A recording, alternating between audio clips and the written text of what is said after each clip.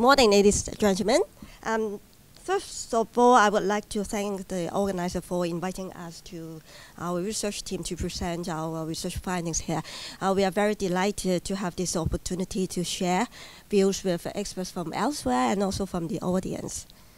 So my presentation is about case study of the UK, and then we focus on the nuclear decision-making, public engagement, and trust. Our research team, actually this case study of the UK is part of a bigger project of nuclear policy in Hong Kong, which we are funded by the government, and we are going to complete it by the end of this month. And our research team, we have colleagues from Hong Kong U, Professor Peter Hughes, and Professor Julia Tao from City University, and Professor Richard Baum from Tsinghua University. So together as a team, we have expertise in energy policy, governance, and trust. And we have set up a project website. For the interest of time, since Simon only gives each of us 10 minutes, so I won't be able to go into detail about our research work. But we have posted one working paper, which is about the case study of UK already on our project website.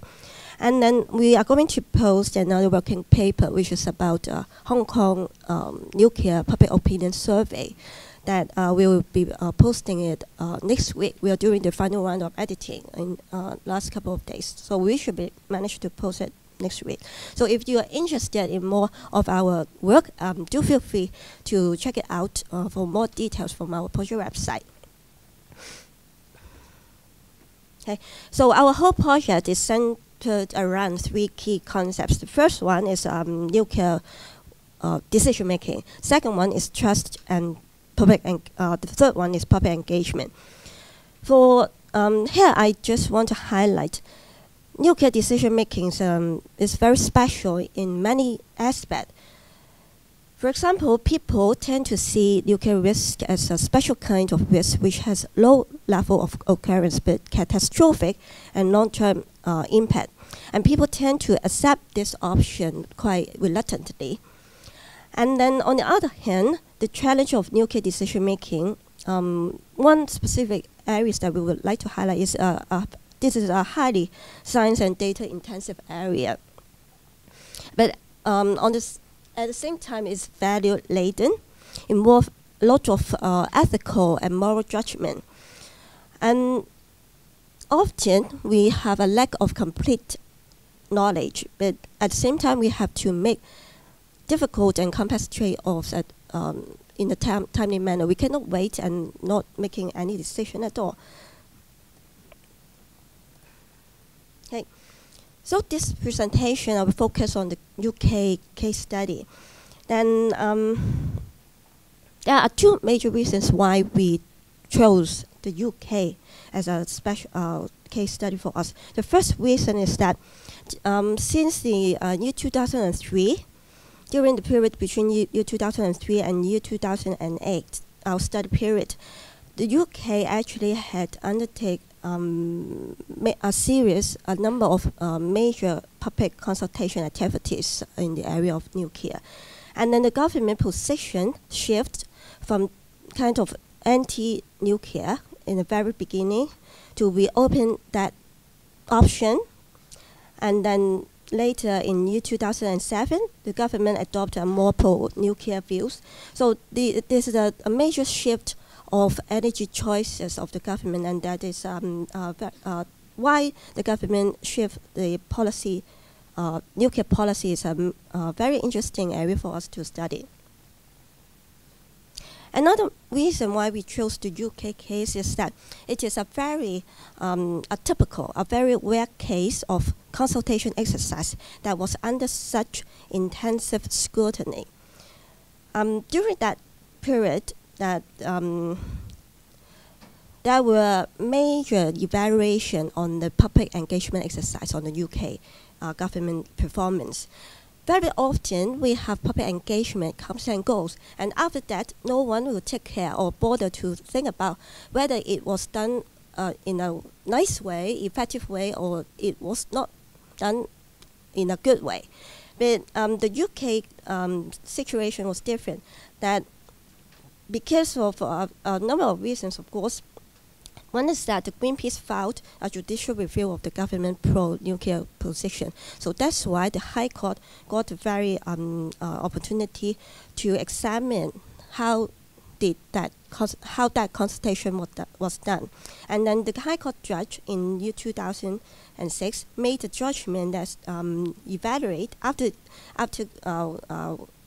going through that the consultation, make the final judgment that the government was misleading, and then quite negative comment on that consultation. And then the second major evaluation activities that was taken in the UK was a government evaluation report. That evaluation report, it looked back at its own performance, and it was commissioned by to a NGO to conduct it. And then that report was a very informative one. So all these kinds of evaluation, the High Court judgment and the evaluation report provides us a very useful empirical data for analysis. Okay, so our case study, we kind of focus on a specific consultation that was done in year 2007, and that is the activities that we kind of highlighted. Okay, so one of the key findings of our UK case study is that we developed a framework which has 3 dimensions to assess the public engagement performance in nuclear policy. And that 3 dimensions we highlight in our model is a content perspective, process perspective, and also the outcome perspective.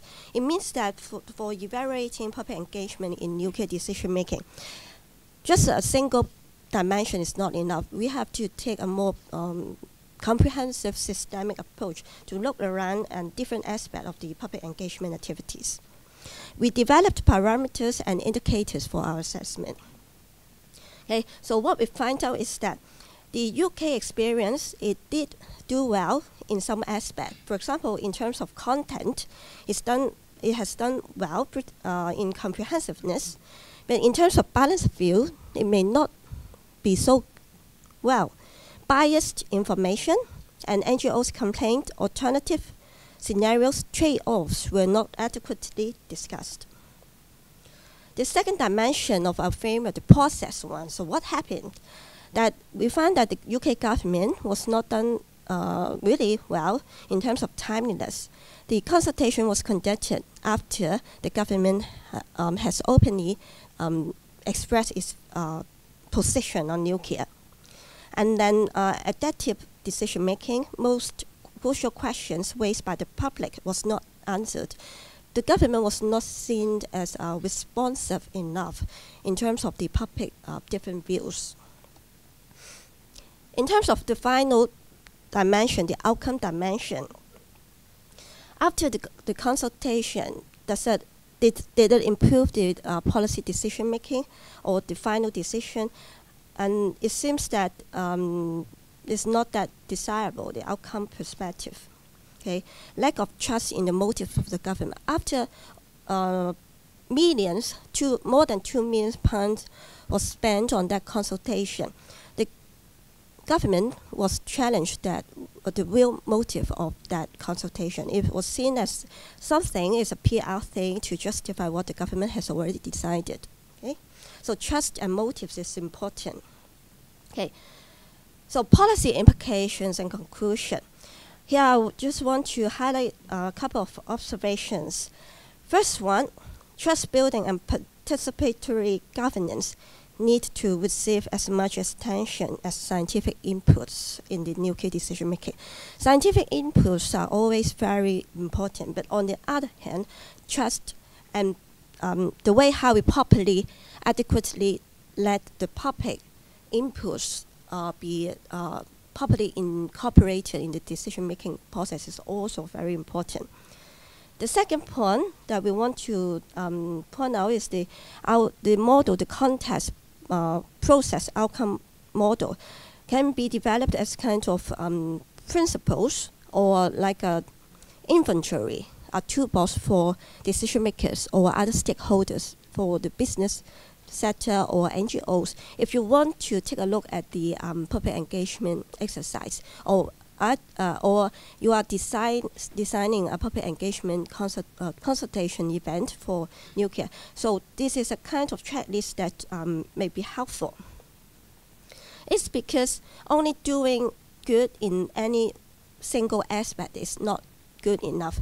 We find that even though you kind of, for example, you can do well in most of the aspects, but just you miss one step or got a bad perception from the public that you're not doing good in any one single item, the trust will be easily eroded. Trust is a very vulnerable thing.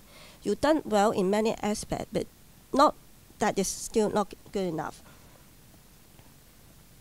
Okay, and then the third point that we want to highlight is what not to do. We find that the UK government tends to rely too much on the structural openness of the consultation. The government has set up a lot of different types of events. As you can see from this diagram, many different types of stakeholders meeting, deliberative review groups, and that sort of thing. We see that this is good, but that is tend to be more like the hardware thing. The software thing, who are the credible person who are convening those events, facilitators, these are the software thing that is also very important. And then another thing that what the government may need to avoid is to preempt decisions. Public engagement, if you are seen as having a decided a decision ahead of the consultation, that would be quite problematic. And then one of the key issue that was a controversial issue in the UK case is that is nuclear really an absolute necessity for this country? And then this is kind of a key decision that it seems that the government has already made a decision ahead of the consultation. And then, of course, very importantly, present biased information, perceived as withholding information. And then finally, we would like to highlight this point is that the government has a very important role to play in public engagement, but it's not enough. That it seems that the government needs to reach out to other civic capacity, we would say. For example, in the UK case, we find that the role of the Sustainable Development Commission seems to be very important there. And then back in Hong Kong, when we think about what we can learn from the UK experience, in Hong Kong, we also have the Sustainable Development Council. Can a body like that play a much more important role in improving the public engagement exercise in Hong Kong? I think that is definitely one area for us to think about. Okay, the UK SDC, it played very active role in terms of being the knowledge broker and watchdog, and also advocate policy changes. Okay, so with this, I would like to draw an end of my presentation, and any feedback and comments will be more than welcome. Okay, thank you very much.